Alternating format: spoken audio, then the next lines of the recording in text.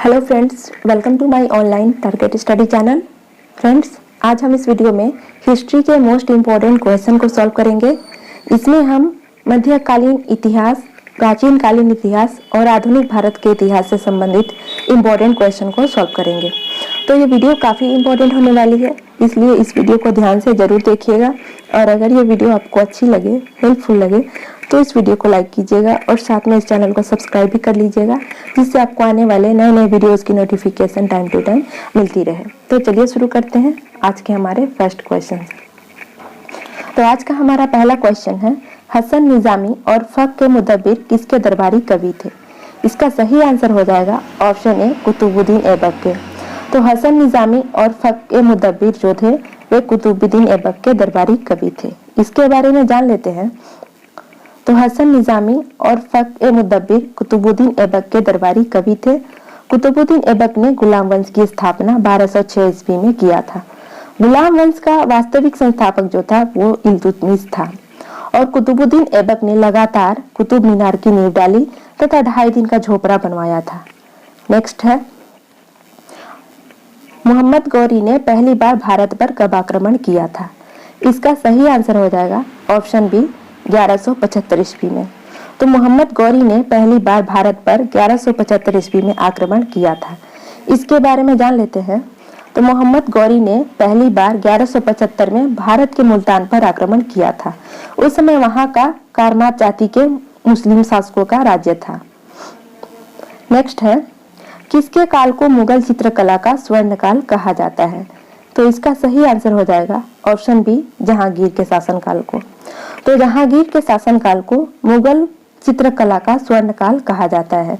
इसका B option सही हो जाएगा। तो जहांगीर के काल में मुगल चित्रकला का खूब विकास हुआ था, उसका काल मुगल चित्रकला का स्वर्ण काल कहा जाता है। नेक्स्ट है, किसका काल मुगल वास्तुकला का स्वर्ण काल कहा जाता है? तो इसका सही आंसर हो जाएगा ऑप्शन सी, शाहजहां का। तो शाहजहां के काल को मुगल वास्तुकला का स्वर्ण काल कहा जाता है। इसके बारे में जान लेते हैं। तो शाहजहां के काल को मुगल वास्तुकला का स्वर्ण काल कहा जाता है। इसकी प्रमुख इमारतें हैं, पहला है ताजमहल, ये आगरा में बनवाया गया था। दूसरा है लाल किला, ये दिल्ली में बनवाया गया था। तीसरा है मोती मस्जिद, ये आगरा में बनवाया गया था। और चौथा है जामा मस्जिद, ये दिल्ली में बनवाया गया था शाहजहां के द्वारा। नेक्स्ट है, मोहम्मद बिन कासिम ने भारत पर कब आक्रमण किया था? इसका सही आंसर हो जाएगा ऑप्शन बी, 712 ईस्वी में। तो मोहम्मद बिन कासिम ने भारत पर 712 ईस्वी में आक्रमण किया था। इसका बी ऑप्शन सही हो जाएगा। इसके बारे में जान लेते हैं। तो मोहम्मद बिन कासिम ने 712 में भारत पर आक्रमण किया। उस समय सिंध के राजा दाहिर थे। नेक्स्ट है, लिंगराज मंदिर किस प्रदेश में है? तो इसका सही आंसर हो जाएगा ऑप्शन ए, उड़ीसा में। तो लिंगराज का जो मंदिर है वो उड़ीसा राज्य में स्थित है। इसके बारे में जान लेते हैं। तो लिंगराज मंदिर उड़ीसा की राजधानी भुवनेश्वर में है। इसे जजती केसरी ने बनवाया था। यह 11वीं सदी में बनवाया गया था, लेकिन फिर भी इसके कुछ हिस्से जो है वो 1400 साल पुराने हैं। नेक्स्ट है, नटराज की कांस्य मूर्ति किस वंश से संबंधित है? तो इसका सही आंसर हो जाएगा ऑप्शन ए, चोल वंश से। तो नटराज की कांस्य की जो मूर्ति है वो चोल वंश से संबंधित है। इसके बारे में जान लेते हैं। तो नटराज की कांस्य मूर्ति चोल वंश से संबंधित है और नटराज का जो अर्थ है वो है तांडव नृत्य की मुद्रा में शिव। नेक्स्ट है, अघोष वर्ष किस वंश से संबंधित था? तो इसका सही आंसर हो जाएगा ऑप्शन ए, राष्ट्रकूट। तो अमोघ वर्ष जो था वो राष्ट्रकूट वंश से संबंधित था। फर्स्ट ऑप्शन इसका सही हो जाएगा। तो अमोघ वर्ष राष्ट्रकूट वंश का संस्थापक था और अमोघ वर्ष नृतुंग या अमोघ वर्ष प्रथम, इसका जो जीवन काल था वो 119 से 197 तक था और भारत के राष्ट्रकूट वंश के महानतम शासक में से ये एक था। ये जैन धर्म के अनुयायी थे। इतिहासकारों ने उनकी शांति प्रियता और उदारवादी धार्मिक दृष्टिकोण के लिए उनकी तुलना सम्राट अशोक से की थी। नेक्स्ट है, ब्रिटेन की रानी एलिजाबेथ प्रथम किसके समकालीन थी? इसका सही आंसर हो जाएगा ऑप्शन ए, अकबर के। तो ब्रिटेन की रानी एलिजाबेथ जो थी वो अकबर के समकालीन थी। इसके बारे में जान लेते हैं। तो एलिजाबेथ प्रथम 1858 से 1603 तक इंग्लैंड की रानी थी और वो अकबर के समकालीन थी। नेक्स्ट है अब्दुल कादिर बदायूनी, नकीब खान और थानेश्वर किसके दरबार में थे? तो इसका सही आंसर हो जाएगा ऑप्शन ए अकबर के। तो अब्दुल कादिर बदायूनी, नकीब खान और थानेश्वर जो थे वे अकबर के दरबार में थे। अब हम प्राचीन भारत के इतिहास से कुछ क्वेश्चन को सॉल्व करेंगे। नेक्स्ट है राष्ट्रकूट वंश की स्थापना किसने की थी? तो इसका सही आंसर हो जाएगा ऑप्शन ए दंती दुर्ग ने। तो दंती दुर्ग ने राष्ट्रकूट वंश की स्थापना की थी। इसके बारे में जान लेते हैं। तो राष्ट्रकूट वंश की स्थापना दंती दुर्ग ने की थी और इसकी स्थापना 8वीं सदी में की गई थी।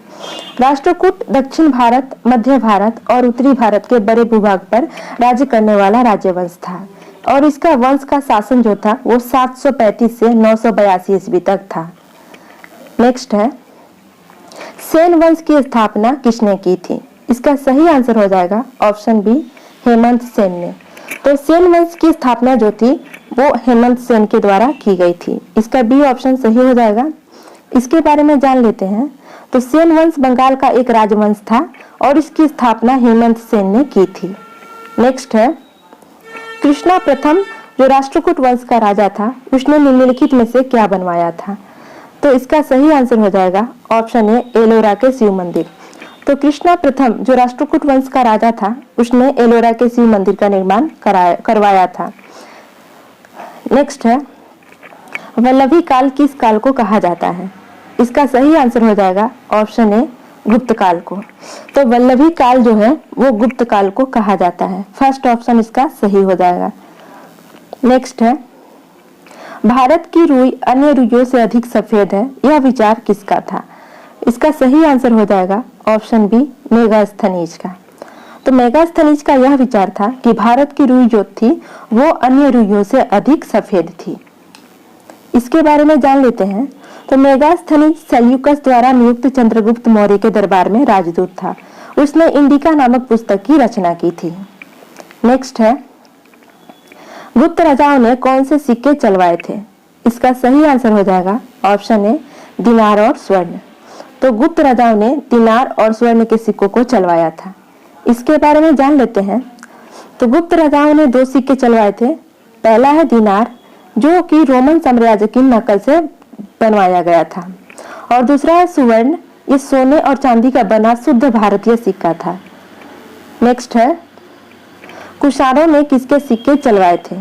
तो इसका सही आंसर हो जाएगा ऑप्शन डी सोने, चांदी और तांबे। यानी कुषाणों ने सोने, चांदी और तांबे के सिक्कों को चलवाया था। नेक्स्ट है अंतिम मौर्य सम्राट कौन था? तो इसका सही आंसर हो जाएगा ऑप्शन बी बृहद्रथ। तो बृहद्रथ जो था वो अंतिम मौर्य सम्राट था। इसके बारे में जान लेते हैं। तो अंतिम मौर्य सम्राट बृहद्रथ था जिसे उसके सेनापति सम्राट पुष्यमित्र शुंग ने मारकर शुंग राज्य की स्थापना की थी। नेक्स्ट है अभिधम्म में कथा वस्तु के बारे में किसने लिखा था? तो इसका सही आंसर हो जाएगा ऑप्शन सी मोगलीपुत्र तीस ने।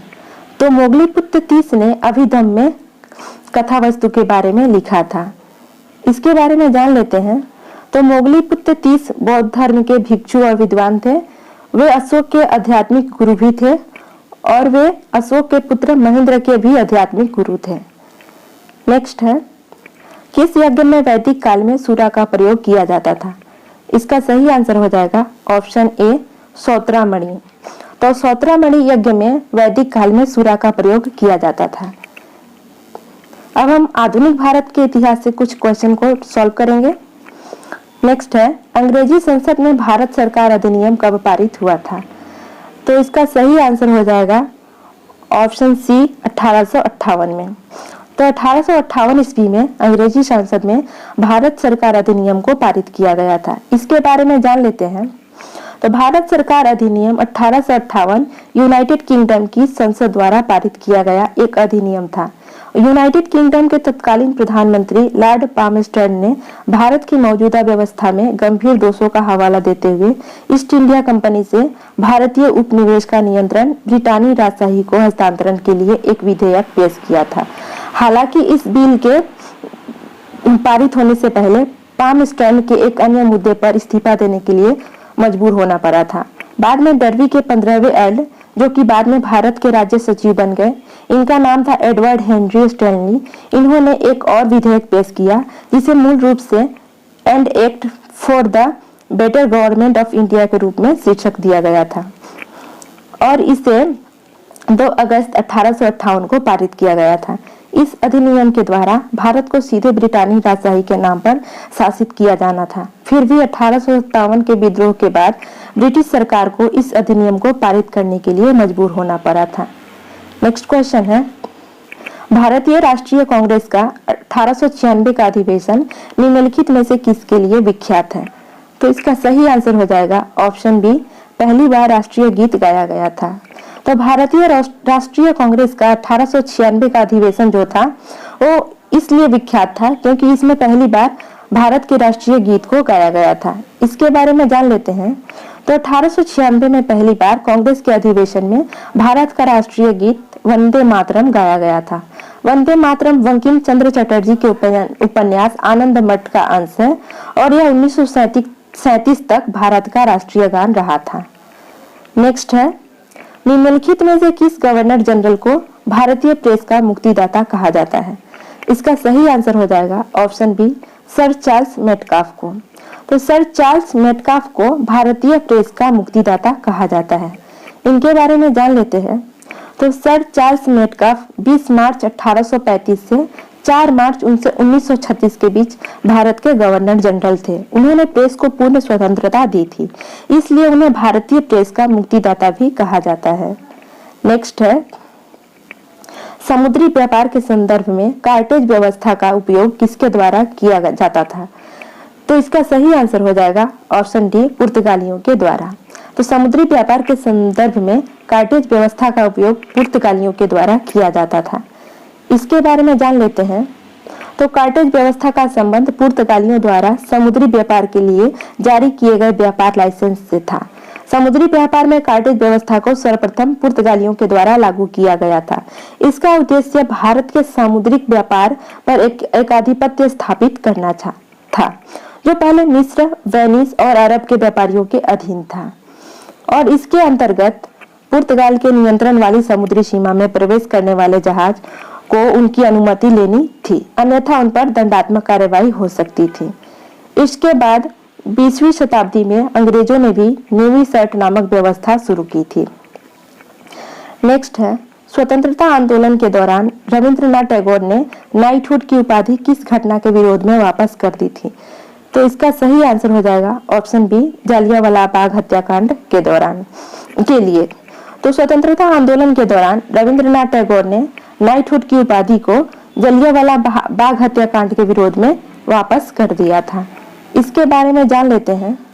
तो रविंद्रनाथ टैगोर को 1915 में ब्रिटिश सरकार ने नाइटहुड की उपाधि से सम्मानित किया था, मगर 13 अप्रैल 1919 जालियांवाला बाग हत्याकांड से आहत होकर उन्होंने नाइटहुड की उपाधि को वापस कर दिया था। इस संदर्भ में उन्होंने लॉर्ड चेम्सफोर्ड को भी पत्र लिखा था। नेक्स्ट है, मुस्लिमों के लिए अलग मतदाता दल के लिए किस कांग्रेस अधिवेशन को जाना जाता है? तो इसका सही आंसर हो जाएगा ऑप्शन सी, लखनऊ अधिवेशन 1916 को। तो मुस्लिमों के लिए अलग मतदाता दल के लिए लखनऊ अधिवेशन 1916 को जाना जाता है। इसके बारे में जान लेते हैं। तो 1916 के लखनऊ अधिवेशन में मुस्लिमों के लिए अलग मतदाता दल की व्यवस्था की गई थी। इस अधिवेशन में कांग्रेस के 2 धड़ों गर्म दल और नर्म दल को वार्ता के लिए मंच पर लाया गया था। अंबिका प्रसाद मजूमदार इस अधिवेशन में कांग्रेस के अध्यक्ष थे। नेक्स्ट है, भारत में पहली बार यूरोपीय बस्ती किस स्थान पर स्थापित की गई थी? इसका सही आंसर हो जाएगा ऑप्शन ए, कोची में। तो भारत में पहली यूरोपीय बस्ती कोची में स्थापित की गई थी। इसके बारे में जान लेते हैं। तो केरल के एर्नाकुलम जिले में स्थित कोची पोर्ट भारत में पहली यूरोपीय बस्ती थी। यह जल से घिरा हुआ स्थान है। कोची के दक्षिण पश्चिम में स्थित है ये। नेक्स्ट है, निम्नलिखित में से किस राज्य ने अंग्रेजों को मुक्त व्यापार के लिए सुनहरा फरमान जारी किया था? इसका सही आंसर हो जाएगा ऑप्शन सी, गोलकुंडा। तो गोलकुंडा ने अंग्रेजों को मुक्त व्यापार के लिए सुनहरा अवसर प्रदान किया था। इसके बारे में जान लेते हैं।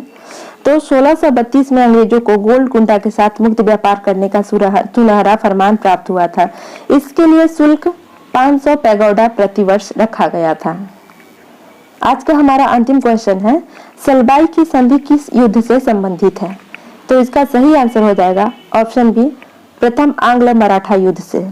तो सलबाई की जो संधि है वो प्रथम आंग्ल मराठा युद्ध से संबंधित है। इसके बारे में जान लेते हैं। तो प्रथम आंग्ल मराठा युद्ध के बाद 17 मई 1782 को सलबाई की संधि पर हस्ताक्षर किए गए थे। इस संधि पर मराठा साम्राज्य के प्रतिनिधियों और ब्रिटिश ईस्ट इंडिया कंपनी के प्रतिनिधियों द्वारा हस्ताक्षर किए गए थे। इस संधि के द्वारा अंग्रेजों ने सल्सेत और ब्रोच पर अपना नियंत्रण कायम रखा था। तो फ्रेंड्स, आई होप ये वीडियो आपको अच्छी लगी होगी। अगर ये वीडियो आपको अच्छी लगी है तो इस वीडियो को लाइक जरूर कीजिएगा और चैनल को सब्सक्राइब भी कर लीजिएगा, जिससे आपको आने वाले नए नए वीडियोस की नोटिफिकेशन टाइम टू टाइम मिलती रहे। तो आज के लिए इतना ही। नेक्स्ट वीडियो में फिर से मिलेंगे, तब तक के लिए गुड बाय।